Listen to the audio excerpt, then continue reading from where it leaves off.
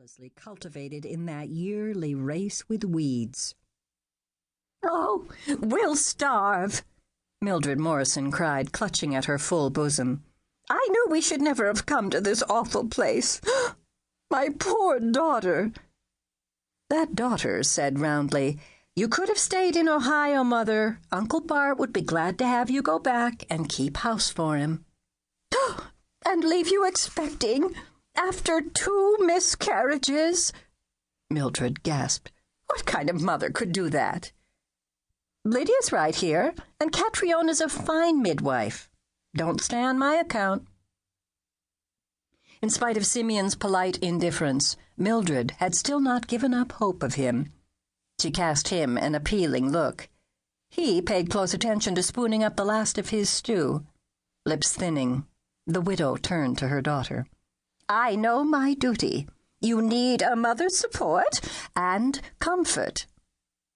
"I do," retorted Harriet. "So if you're going to stay, please don't gloom and doom." "Pa," Owen argued, "it could rain, and there'd be all that corn wasted." Well, not as wasted as it'll be if it doesn't rain. The cows have no use of it either." Simeon let that penetrate. "We'll have to let the acre of sorghum cane go.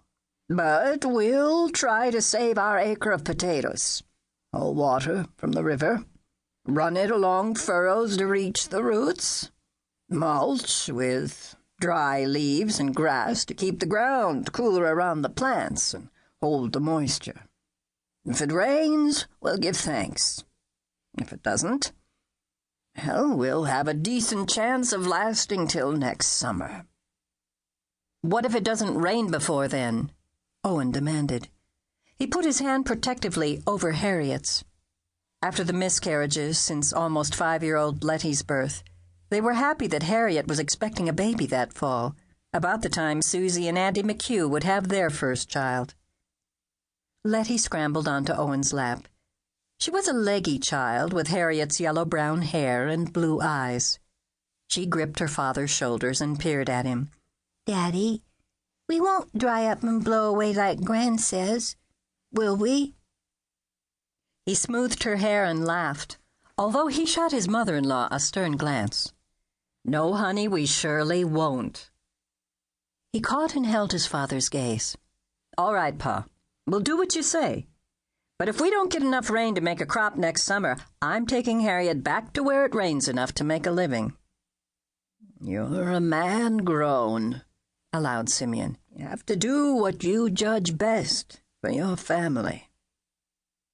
He leaned over to smooth his granddaughter's hair. "Don't worry, Letty girl. We won't go hungry while our good cows give us milk. Tomorrow, you can help bring them to the corn. They'll be happy if we aren't." The cows, jerseys traded for with the Wares, indeed thought the foot-high corn and sorghum cane was paradise. Joanna was dry, but Honey, Lucinda, and Bridie had calved in March. After suckling their big-eared, knobby-kneed young, they still gave plenty of rich milk for the household. The corn in the lower field promised best. Simeon plowed a furrow along each row, as close to the stalks as he could get without hurting the roots.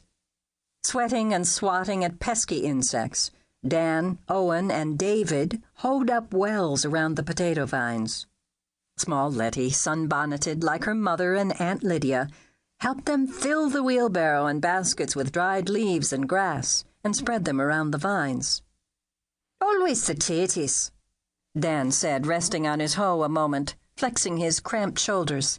"In Ireland, there was water aplenty, but they rotted in the ground, a stench like the dead, and thousands died for lack of taties, whilst the landlord shipped off grain and swine and sheep to England." He swung the hoe deep. "It was the same in the Highlands and Western Isles, and in Catriona say so, but most lived near enough the sea to live by gathering seaweed and shellfish." "Those who harden their heart against the poor will answer at the judgment," Simeon returned.